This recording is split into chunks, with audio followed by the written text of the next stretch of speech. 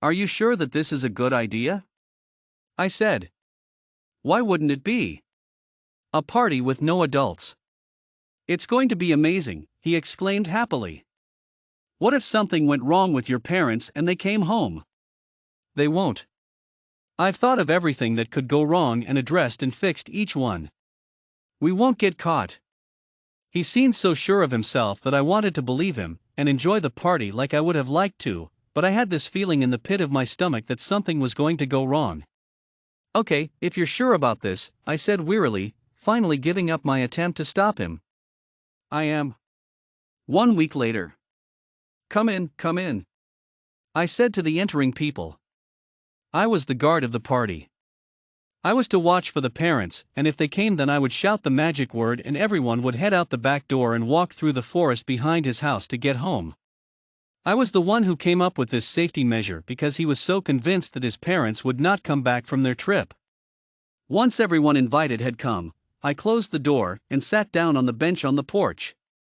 I was bored, so of course I took out my phone. I didn't know what to do other than scroll through Instagram. I couldn't post where I was because everyone at the party had been told not to post about the party in case the host's parents saw. But as I scrolled through my feed, someone who I had let in about half an hour ago had posted a video of them at the party. I swung the door open and yelled out cat_21, which was the person's username. I didn't remember their real name, just their appearance and username. Everyone at the party stopped dancing and eating and the DJ stopped the music. Everyone was staring at me. I was nervous, but there was no stopping now. You posted about the party. I hollered at the small girl with 2 braids and a half-eaten bag of candy. Get out. Out. I pointed to the door and she stared at me with wide, scared eyes before sprinting to the door. There was silence for a few seconds before I heard a noise on my phone in my hand and realized that my phone was still on and the post was still open. I looked for where the ping had come from and realized it was a comment on the post. I clicked on it to see what it said, and it said you should invite our son over. He's all alone at home right now. Where's this party at? A knot formed in my stomach as I looked at the account who said that. It was his parents. Please don't respond, please don't respond, please don't respond. I thought. Cat_21 better not tell them that the party was at their son's house. It was quite likely that she would though, because I had kicked her out of the party. My phone pinged again. It's at your house. He's hosting it.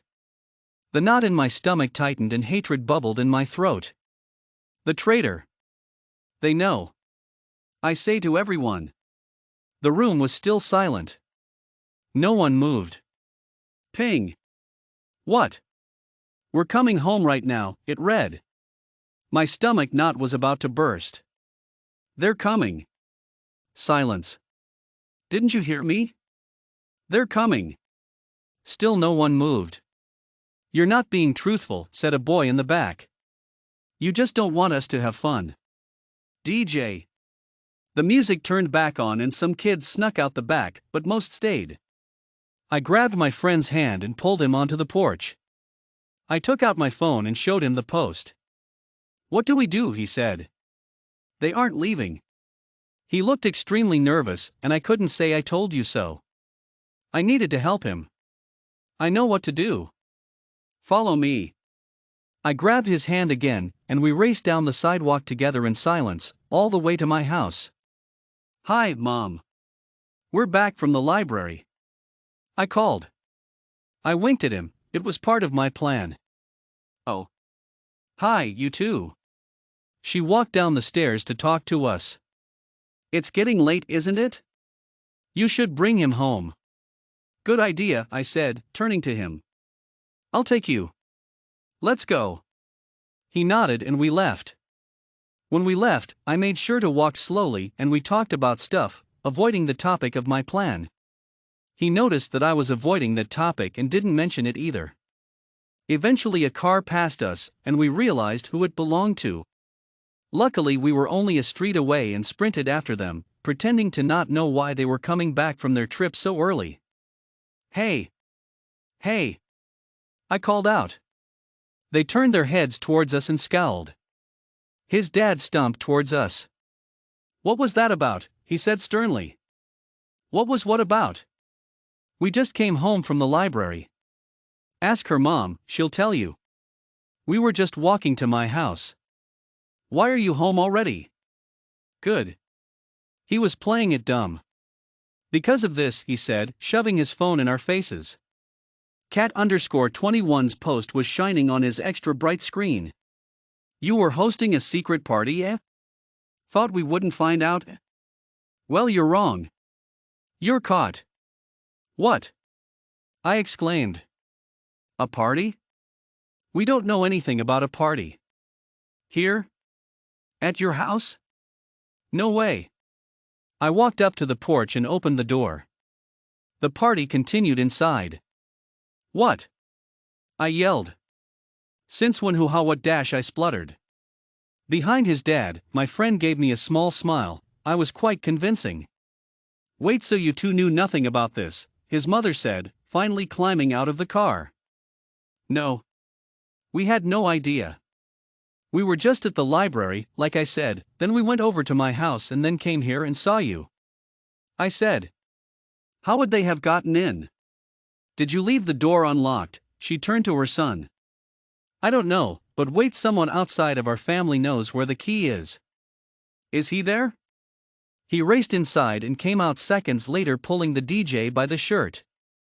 What? What's going on? He said nervously. We did a project a while back and he knew where the key was. He's the culprit. Everyone at the party tried to convince them otherwise, but eventually his parents decided that it was the DJ's fault that the party had happened and everything was well. 2 years later? I was still feeling guilty about blaming the DJ at that party years ago, and I couldn't bear it.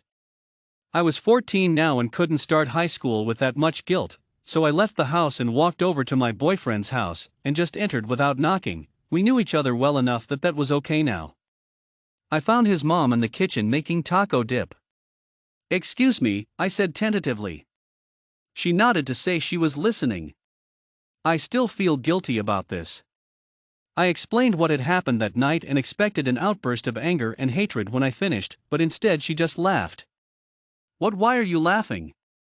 Did you understand what I said? She stopped laughing long enough to say that she and his father had immediately realized what had happened, but because of their wit, quick instincts, and teamwork, their acts went unpunished.